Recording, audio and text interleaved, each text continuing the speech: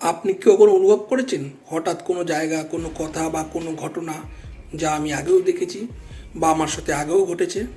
কিন্তু জানেন কি, এটা শুধু আপনার কল্পনা নয়, এর নাম হচ্ছে ডেজাভু। এই ডেজাভু শব্দটা এসেছে ফরাসি ভাষা থেকে, যার মানে আগেই দেখা। এটা এমন এক মানসিক অবস্থা যেখানে বর্তমানের কোনো মুহূর্তকে আমাদের মস্তিষ্কে ভুল করে আগের স্মৃতি বলে ধরে নেয়।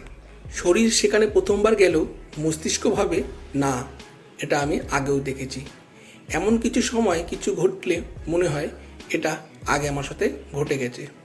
অনেক বিজ্ঞানী বলেন এটা ঘটে তখনই যখন মস্তিষ্কের স্মৃতি সংরক্ষণের অংশ হিপোক্যাম্পাস এবং বর্তমান পরিস্থিতি বিশ্লেষণকারী অংশের মধ্যে কিছু মিল হয়ে যায়, ফলে আমাদের মস্তিষ্কে বিভ্রান্ত তৈরি হয়।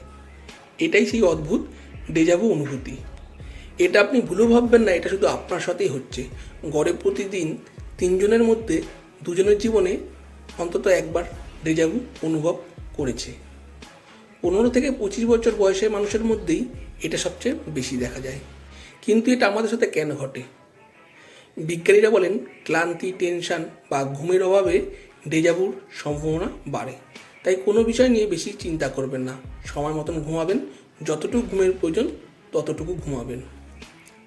তাহলে পরের বার যখন হঠাৎ মনে হবে এই ঘটনা তো আগেও হয়েছিল, ভাববেন না যে আপনি ভবিষ্যৎ দেখতে পারেন। এটা হলো আপনার ডেজাভু।